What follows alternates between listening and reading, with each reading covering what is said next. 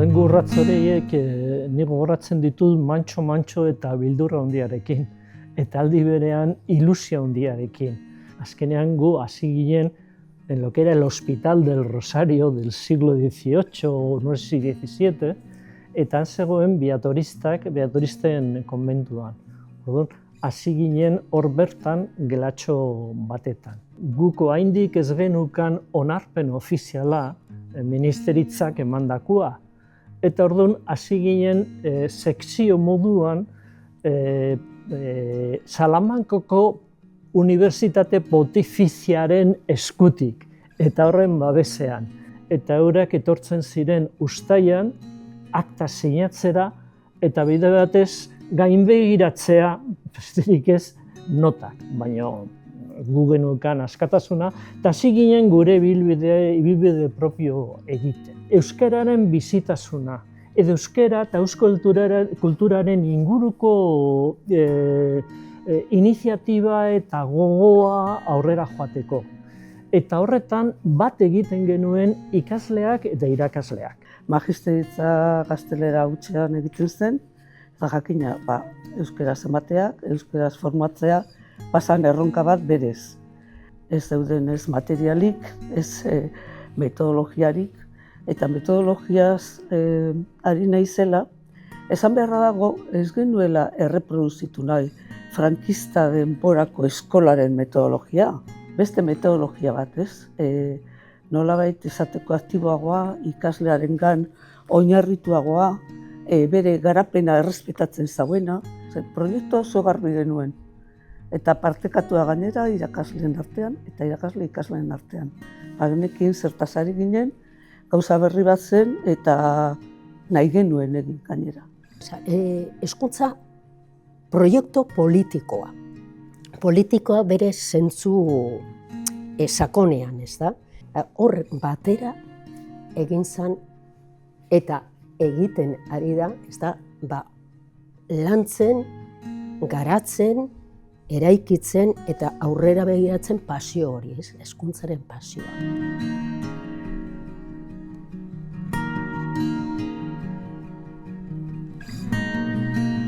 MU mailan esate baterako nik uste proiektu batek lagundu zigula ere unibertsitate izaera horretan aurrera egiten. Eta niretzako gakoetako bat izan zen Mendeberri hezkuntza proiektua. Prozesu horretan UESik bai izan zuen nolabaiteko trakzio lan garrantzitsu bat garai hartan UESin kokatzen zalako ESI institutua, Hezkuntza Zientzien Institutua, eta institutu honek lidergoa hartu zuen prozesu honetan, prozesuaren diseinu eta implementazio fase horretan. Orduan, gure aletxoa ere nolabait jarri genuen MU mailan. Ni niretza Mendeberriren ardatz importantiena izan zen konpetentzietan oinarritzea. Eta horrekin batera etorri izan nahiko aldaketa nik uste dute handia, bai edukietan, kurrikulumen antolaketan, ikasgaietatik moduloetara pasatzea edo gaiak, proiektuak arazoen ebazpenetan zentratzea eta askoz gehiago azpimarratzea ikasleen lanak eta dinamikak ere ikasle irakasleen artekoak desberdinak izatea.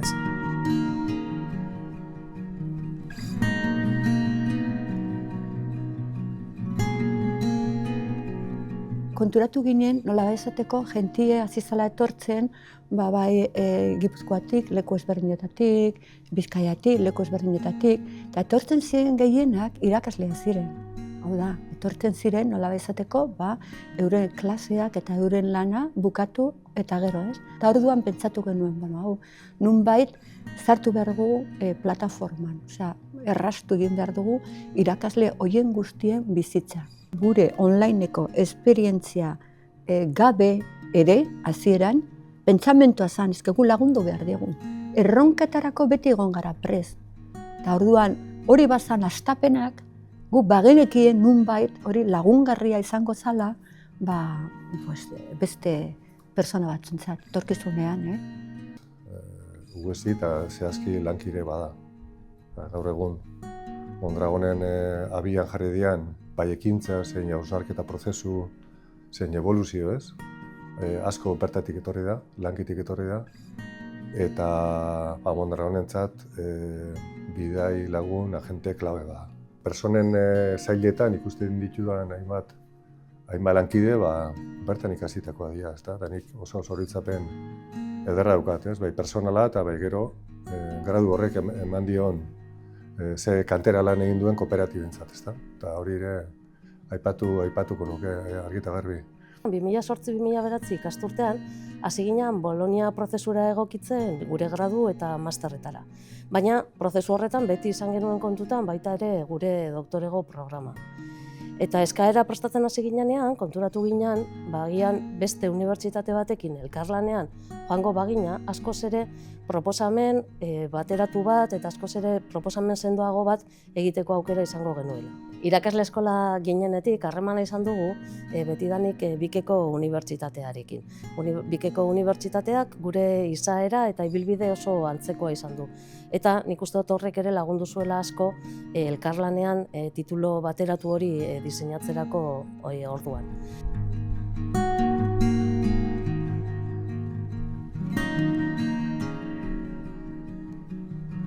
...2005an etorri zen gaur egun ezagutzen duguna ikus-entzunezko komunikazioa. Ikusita batez be, garai hartan ikus-entzunezkoak hartzen ari ziren indarra, pentsatu genuen hortik jotzea. Eta aldi berean bereiztea orduko kazetaritzatik, ez?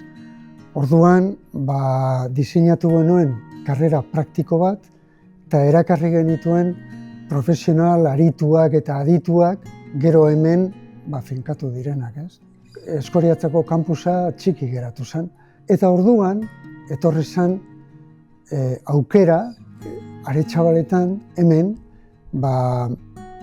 beste kampus bat egiteko. Irratia, edizio gelak, platoa, areto nagusi handiago bat, eta bar. Eta horrela ja, dana prest egon zanean, 2013an, hantxe 8 urte egin eta gero, iko ona etorri zen. Ikus-entzunezkoa ona etorri zen, Aretxabaletara. Nik bai sentiken dut, ikus-entzunezko komunikazioan, jendia bai zetorrela edo pikimat prestatuta, ez bakarrik gaitasun aldetik, baita mentalki lanerako. Zinea egiten ikasteko eginen behar da, hori ez da besteik. Eta uste dut hemen ikus-entzunezko komunikazioak oso ondo ulertu zuela lehenengo momentutik. Adioz gogatzen dut handia egin gebenian, hor 3 bat ikasle etorri ziala, La Trinchera Infinita egin gebenian be egon ziela Bizpahiru ikasle, eta egokitu zen beraien ordutegia ikasle moduan, nolabait edo filmaketan edo behin ekarpena egiteko eta behin ikasteko, ez? Egon zen voluntade ona, bai unibertsitate aldetik, baita ekoiztetxearen aldetik, behimat azkenian sinergia horretatik danak irabazten urtete zialako, ez? Jaso nuen esperientziarik garrantzitsuena, irakasleen partetik jaso nuen konfidantza. Oso argi neukan, nazioarteko kazetaritzan espezializatu nahi nuela, gero eta argiago ere ekialde hurbilera joan nahi nuela. Konturatzen naiz, irakasleen partetik jaso nuela, garai hortan, 25 urteko gazte batentzat hain beharrezkoa zen konfidantza hori, ez? Indarra eta animo asko esateko. Hori baldin badazuk nahi duzuna, joan eta egin, ez?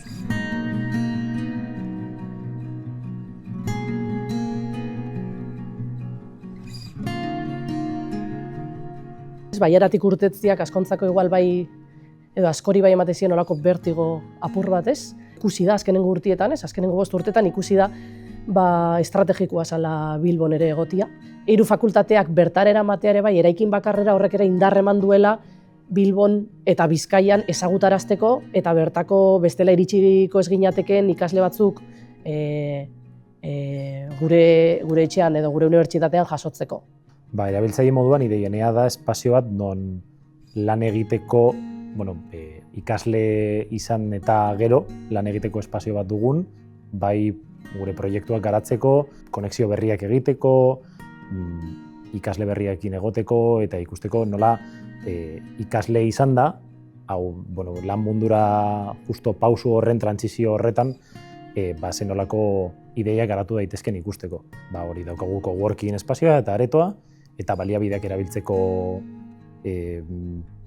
aukera, kasu honetan. Ez bakarrik ideinean zehar, baizik eta fakultateko beste baliabideak erabiltzeko. Eta irakasle zein beste langilei galderak egiteko eta laguntza eskatzeko aukera. Posizionatu behar genuen, ez? Nolako unibertsitatea izan nahi dugu aurrera begira, ezta?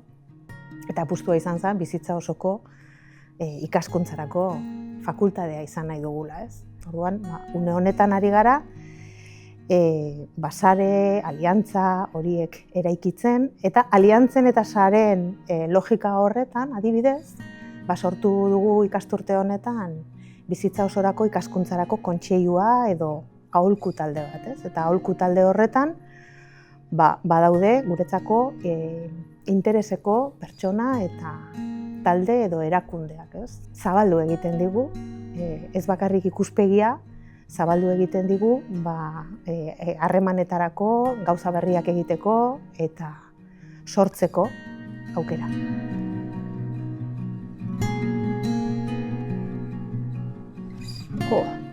Ni emozionatu egiten naiz. Benetan ikustea 76. urtean nola hasi ginen, hori gelatxo batetan, bakarti xamar, han, eta nola joan den gehitzen, titulazio berriekin, eraikuntza berriekin, ikasitako ikasleak parte hartzen dutela proiektu horretan eta jarraipena ematen dutela, esaten du, ostras, eta ez da nola nahikoa, baizik da, exigentziarekin eta aurrera joaten. Zoragarri benetan pozik ikusten dut.